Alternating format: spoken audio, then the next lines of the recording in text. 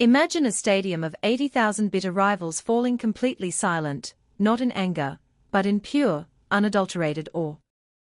They rise to their feet, clapping slowly at first, then erupting into a deafening standing ovation for a player wearing the colors of their greatest enemy.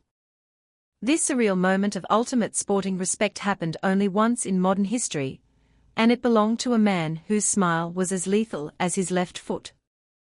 He did not just play football, he turned a highly tactical, physically brutal sport into a vibrant, rhythmic dance, proving that joy and victory are not mutually exclusive. This is the story of the ultimate footballing magician, a boy from the dusty streets of Brazil who conquered the world not through ruthless efficiency, but through an intoxicating, unforgettable brand of pure artistry. The genesis of this extraordinary talent began in the vibrant, sun-drenched city of Porto Alegre in the southern Brazilian state of Rio Grande do Sul.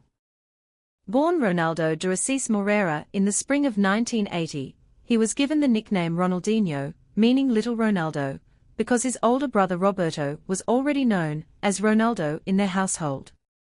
This seemingly simple naming convention would eventually become the most recognizable moniker in global sports. His family was not destitute, but they lived a modest, working-class existence in a neighborhood where football was not just a game, but the primary language of the streets. The tragic and untimely death of his father, due in a swimming pool accident when Ronaldinho was just 7 years old, profoundly shaped his worldview. His mother, Dona Miguelina, took on the immense responsibility of raising the family, working multiple jobs to keep them afloat.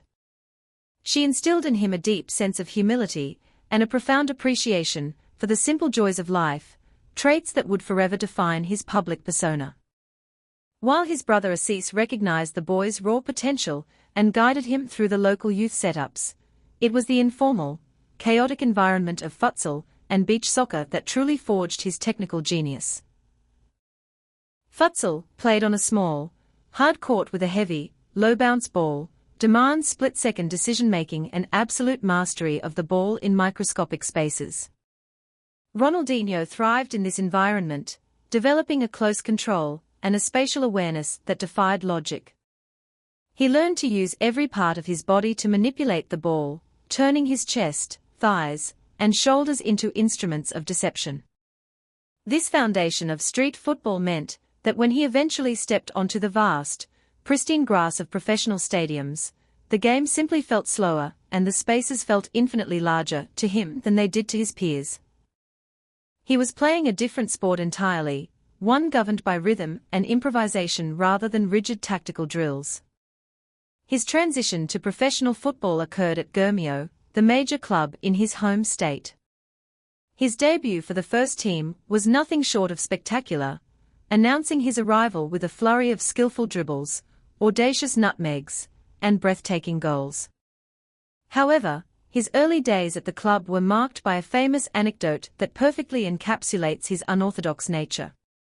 He reportedly arrived at a major match wearing a pair of boots that were entirely unsuitable for the pitch, lacking the proper studs for the wet grass. Instead of complaining or asking for a replacement, he simply adapted his game, relying on his barefooted street skills to glide past defenders. He scored a stunning free kick and provided assists, proving that his talent was not dependent on equipment, but on an innate, unteachable genius. During his time at Grêmio, he helped the club win the inaugural Copa Mercosul and reach the final of the prestigious Copa Libertadores, showcasing his ability to perform on the biggest continental stages while still a teenager. His dazzling performances in Brazil inevitably attracted the attention of the European elite, leading to a high-profile transfer to Paris Saint-Germain in the summer of 2001.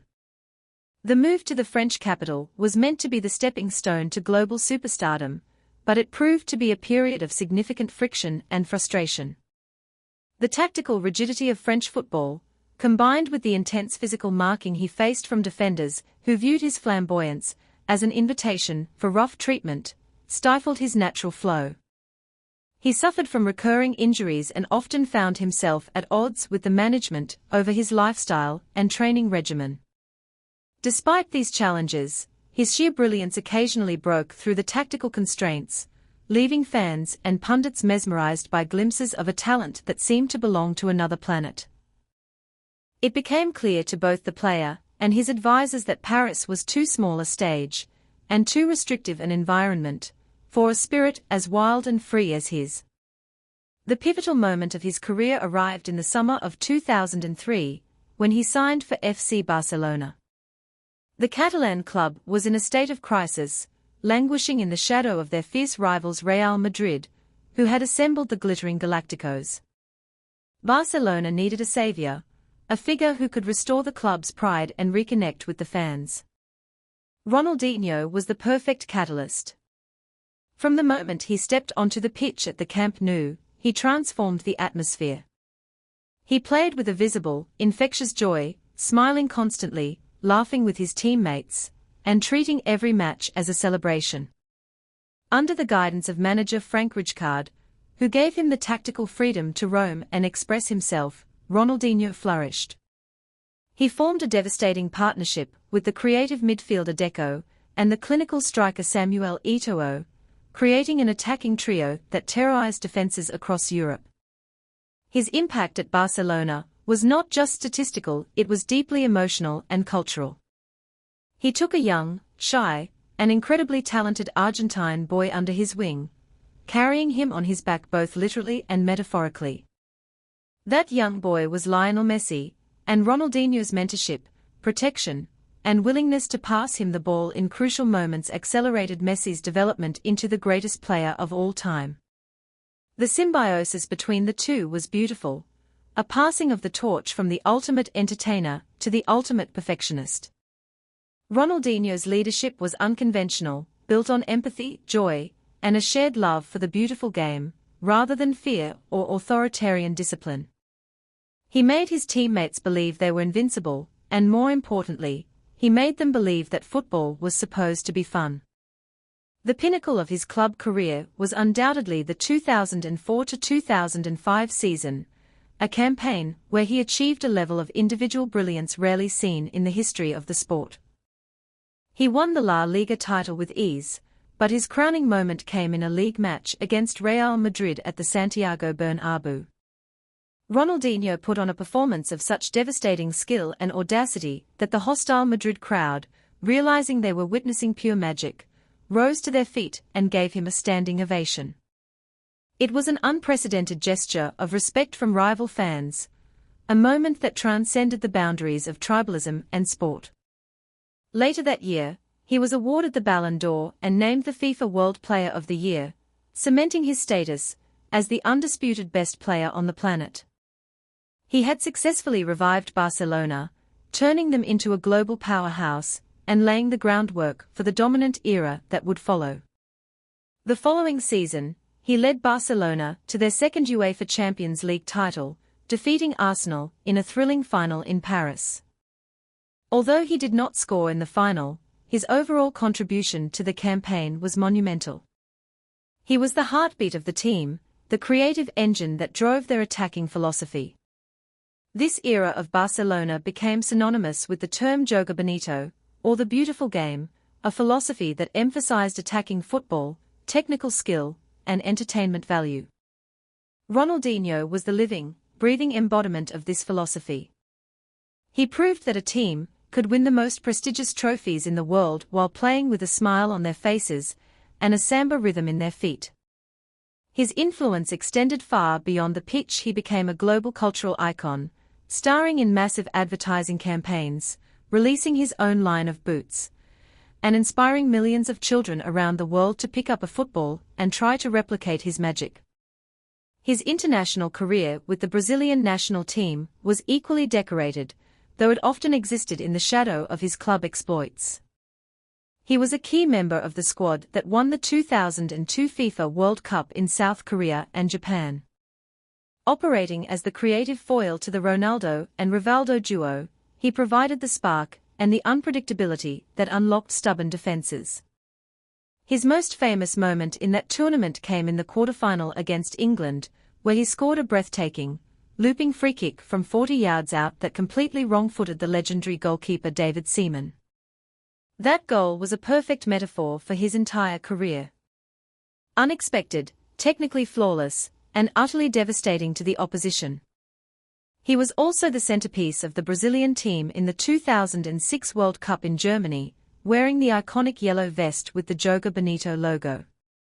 Although the team failed to win the tournament, his individual performances were a masterclass in creativity and vision. However, the relentless pace of his lifestyle, combined with a lack of rigorous physical conditioning, eventually began to take its toll. By the time he transferred to AC Milan in 2008, the unstoppable force of nature had begun to slow down. The Italian league, known for its tactical discipline and defensive rigidity, was a harsh environment for a player whose game relied on explosive pace and spontaneous creativity. His initial years at Milan were plagued by fitness issues and a perceived lack of professionalism, leading to intense scrutiny from the demanding Italian press. Yet, true to his resilient nature, he experienced a remarkable renaissance under the management of Leonardo and later Massimiliano Allegri. He adapted his game, relying more on his unparalleled vision, his exquisite passing range, and his deep understanding of space. He played a crucial role in helping Milan win the Serie A title in the 2010-2011 season, proving that even in his twilight years, his footballing brain was sharper than almost anyone else in the world. In 2011, he made the emotional decision to return to Brazil, signing with Flamengo. The homecoming was met with euphoric adoration from the passionate Brazilian fans, who welcomed their prodigal son back with open arms. He helped the club win the state championship, bringing a much-needed trophy to the masses. His journey then took him to Atlético Mineiro, where he orchestrated one of the most magical and improbable runs in the history of South American football. In the 2013 Copa Libertadores, the veteran magician led the team to the ultimate continental prize. His performance in the final, where he dictated the tempo, created chances out of nothing, and lifted the trophy amidst tears of joy, was a beautiful full-circle moment. It was a reminder that while his physical attributes had faded, his soul and his connection to the game remained entirely intact. He spent his final playing years moving between several clubs, including Fluminense, before officially hanging up his boots, transitioning into a life of legends matches, futsal tournaments, and musical pursuits. The legacy of Ronaldinho extends far beyond the trophies he lifted or the individual awards he collected. In an era where football is increasingly defined by data analytics, physical conditioning, and rigid tactical systems, he remains a beautiful anomaly. He was a reminder of the sport's roots in the streets, in the beaches, and in the pure, unadulterated joy of kicking a ball. He taught a generation of players, including Neymar, Philippe Coutinho, and countless others, that flair is not a distraction from winning, but a weapon that can be used to achieve it. His smile was his armor, his joy was his strategy, and his left foot was a wand that turned the mundane into the miraculous. He did not just play the beautiful game, he was its very essence, a timeless symbol of freedom, creativity, and the enduring power of a dream realized. Whenever a child picks up a ball and attempts an impossible trick just for the sheer thrill of it, the spirit of the football magician lives on, dancing eternally on the pitch of our collective memory.